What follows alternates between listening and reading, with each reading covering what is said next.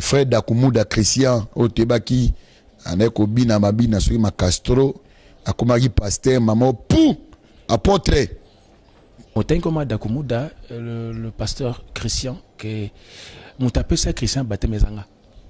Wow. OK. En tout cas mutulana olukande yeyo. On a suivi o baba okangingo na masala na yeyo. Wow. Mutape ça pasteur Christian baptême ezanga ina manjili. Je pense que sur l'émission, je pense qu'il y a démenti à côté. Pourtant, par rapport à l'autre monde, il y a beaucoup de musiciens, des musiciens profanes, même des musiciens chrétiens. Les lots, on ne soit pas sacerdoce. On ne soit pas pasteur. Des musiciens profanes a commis pasteur un jour. Le pastoral ou le ministère, il y a appel Yanzambe. Shalom, il y so Yanzambe. Topizino shalom, que la paix de l'éternel Dieu, Zalikola va venir bino comme bota. Dans tous les 7 continents.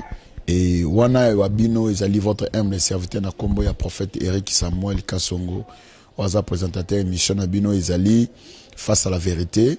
Et lorsque toloba face à la vérité, toloba chaîne na biso na kombo même une chose tout le monde notre maman na biso Anna Baba. Grâce et grâce, maman Guette, que l'Éternel te bénisse beaucoup. Na bo c'était ma coordinatrice na kombo ya maman na biso Tete Lukubika. Nzamba lola pambola yo.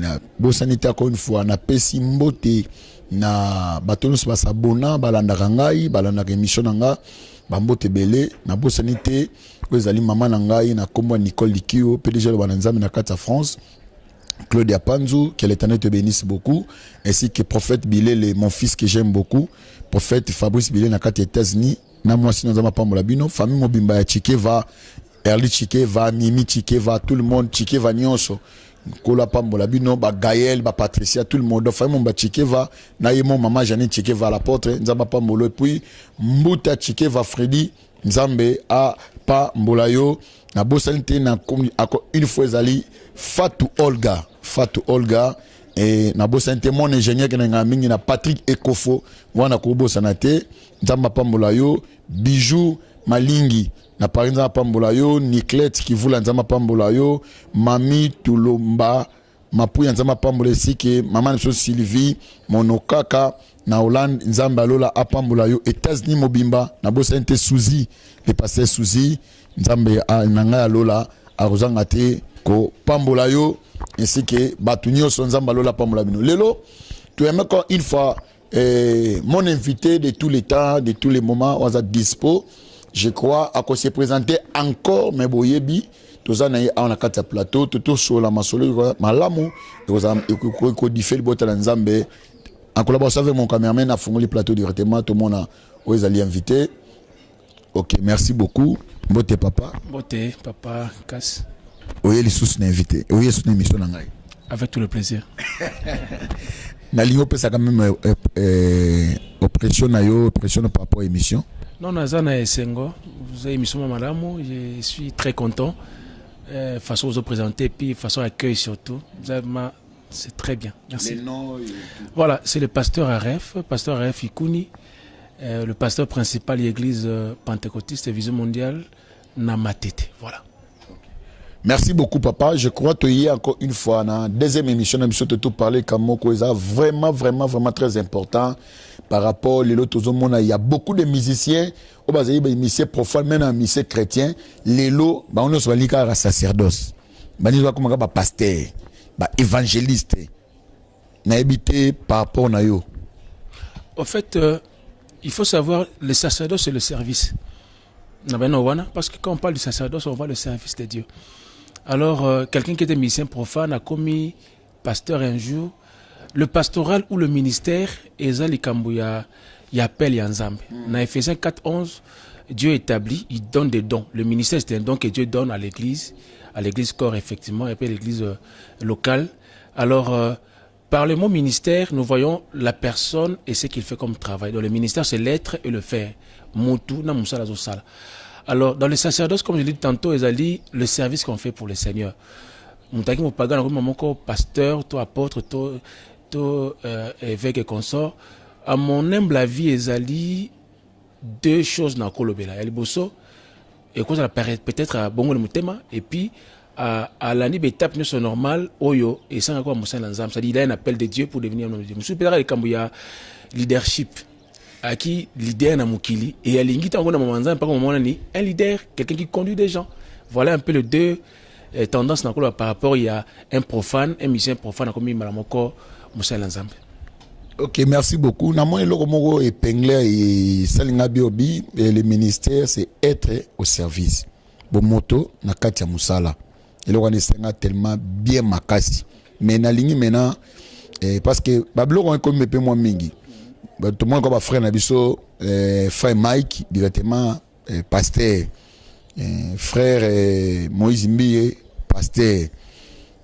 Frère Dakumuda Christian au Tebaki avec Obina Mabina sur ma Castro akomaki pasteur maman pou apôtre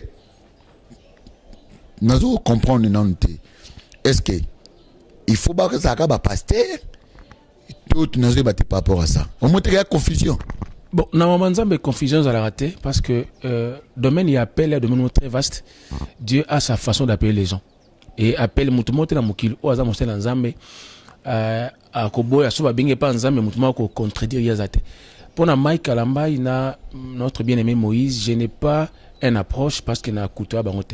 Montagne comme Dakumuda, le pasteur Christian, que m'utapé ça Christian batté mes anga. Wow. Ok. En tout cas, m'utulana au Lugande yeyo. On a suivi. Oh baba, au Kangingo là na masala nae. Yeyo. Wow. M'utapé ça pasteur Christian baptême. Ezangai na manjili. Je pense que sur l'émission, je pense qu'il y a démenti à côté. Je l'aime bien. C'est mon gars déjà, je le connaissais et aligné en manzame.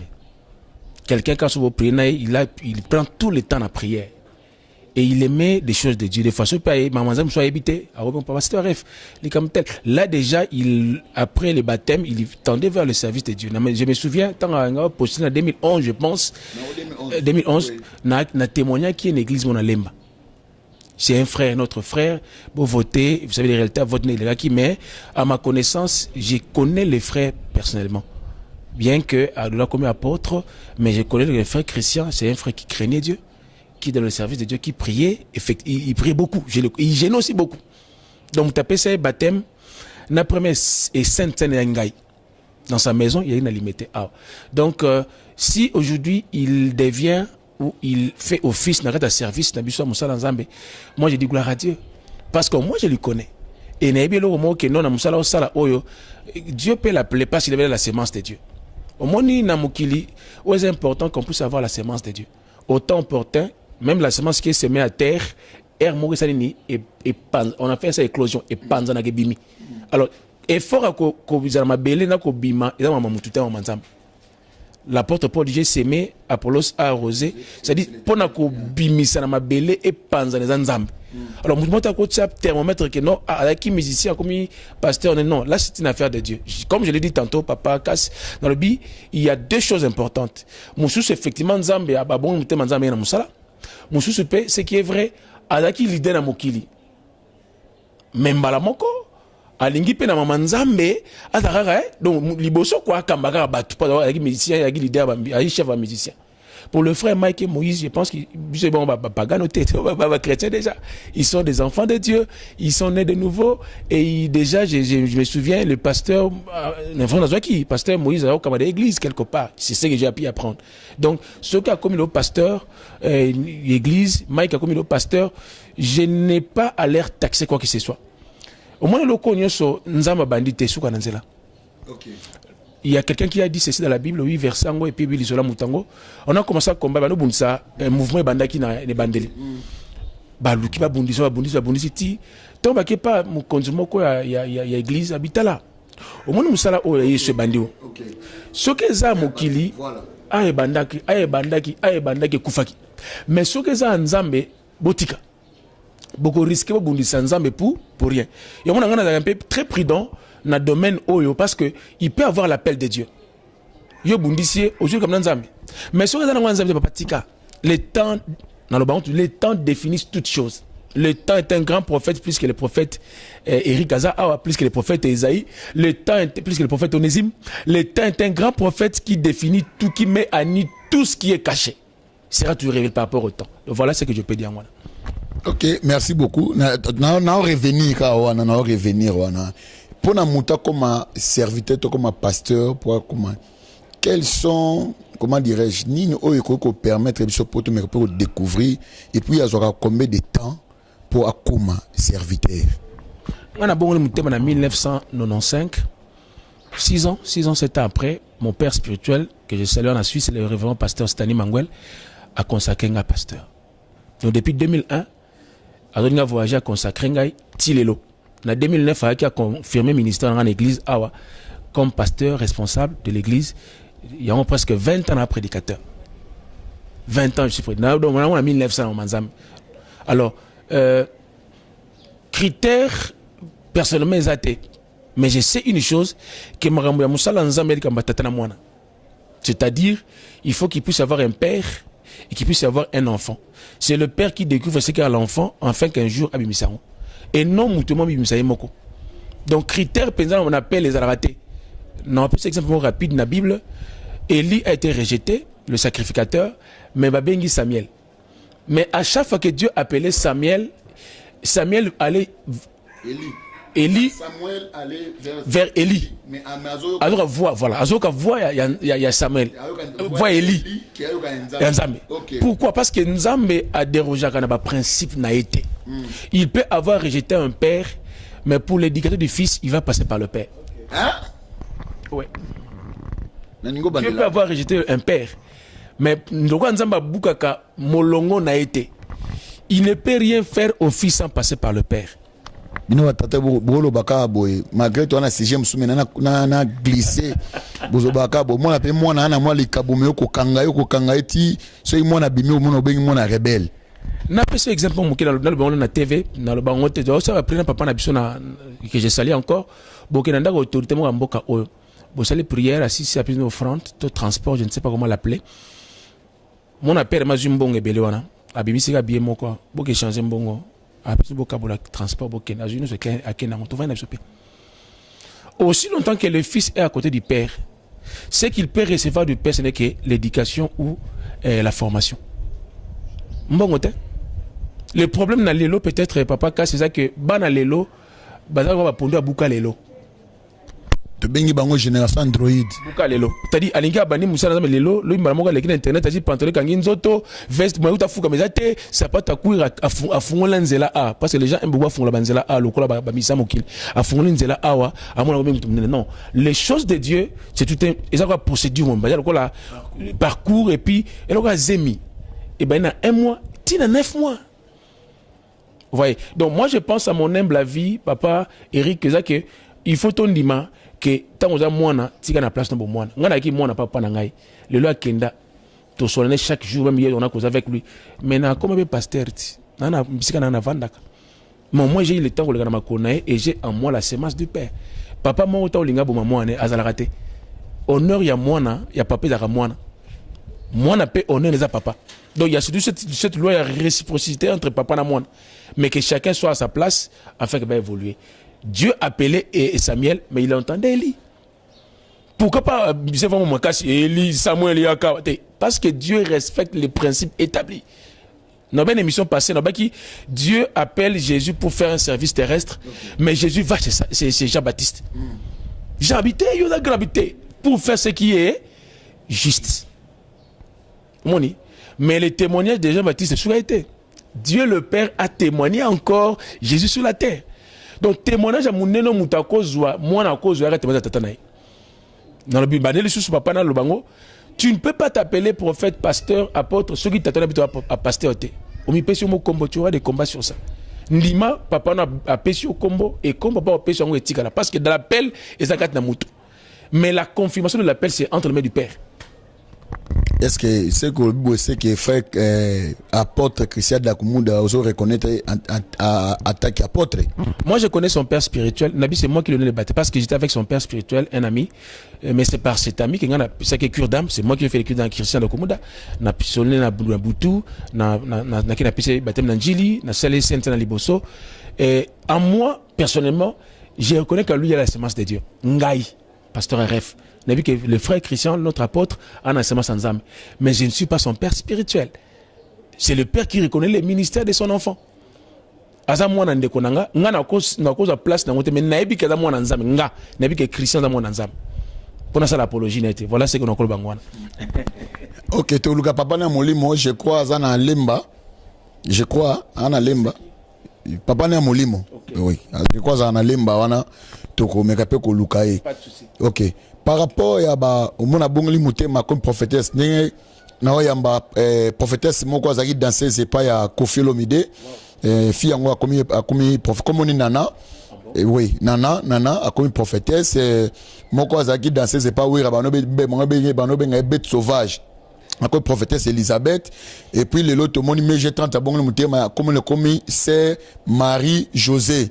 Lobi a comme prophétesse. Mais pourquoi pas muso bon le mutema akoka témoigner tatikali karate. Il faut comme raka, il faut ba on va devenir. Mais ba tata mo ba molimo akoba na lelo na lubi pou abimi. Dieu fait fond à pasteur mais pas pasteur moté mais la dîme. Je sais pas moi, pasteur combattant na habité. Bon, avis d'Angeza, c'est simple. Marie-Josée, elle a comme on est MG, c'est son nom. MJ, c'est son nom. Elle a les Kamouya, éducation, encadrement spirituel. Aïna Mokila, bon, il faut un encadrement, même hors, pour comme hors pur, fait les canards, na moto. Donc moi, je pense à mon humble avis, il faut les gens qui encadrent ces musiciens profanes, ou comme musiciens, comme serviteurs savants de Dieu, bandi ma parcours normal. Papa, je vais mouler beleti. Je ne vais pas témoigner ce que mon père m'a fait ici dans la école. Mais au moins, je sais une chose que Nakoyekola ne ba ebaka. Même la sacrificature, il y avait des étapes qu'il faut suivre. Mais ce que l'Ingola n'a pas étape, il y a une conséquence peut-être avec notre bien-aimé autant comme combattant. Nalanda une ou deux fois, je ne sens rien de Dieu en lui, personnellement. Non, sérieux. Pasteur Jeff Efonge. Pasteur Jeff Efonge, l'homme de Derby à Santarilo monté 4 na meilleur besoin pasteur. Pourquoi je dis ça? Je ne suis pas en polémique avec lui. Seulement, nous sommes le ministre de la réconciliation. Okay. Ministère est lié na lié géographique. Nous sommes ministres par rapport à l'église corps. Donc, attends en Europe, attends en Amérique, partout, nous sommes là pour tout le monde. Mais seulement, il faut de fato pesarasser qu'on peut dire devant les gens. La vérité, c'est important, mais pas choquer les gens. Et puis, le service que tout ça, Moussala Bolingo, le service de Dieu, on le fait avec amour. Un, de deux, par rapport à Batulobi Awa, il faut, ce qui moutabon le moutema, à l'anda cursus normal. Même pour comme on a sixième diplôme d'état, il faut en maternelle, première, deuxième, aussi si certificat sixième, ok, première, deuxième, tina sixième, comme ça, la école, il y a autodidactité. Tanga, normalement, na sixième, do, diplôme. Tant que tu diplôme, diplôme, oh, il y a 12 ans. Okay. 12 ans que tanga, na bleu-blanc. Mais ce qui est bizarre, après 3-4 ans, malamoko, avec un pasteur, et il y aura beaucoup d'erreurs, beaucoup de ce qui se passe maintenant avec Babou Abadim, parce que autant parce qu'il y a toute l'école des hommes et l'école de Dieu. Voilà ce que je peux dire. En tout cas, merci beaucoup l'homme de Dieu. Merci. Un gars qui m'a perception moi brief pour revenir encore. Numéro on a eu contact et Rosala Malamu et puis quelques salutations à nous pesa papa na mulimo Yolanda yo po émission unité to bandi na yo. Merci papa Cass. Moi je pense que Nimon Angazali 04 plus 243 89 63 14 043 Pasteur RF.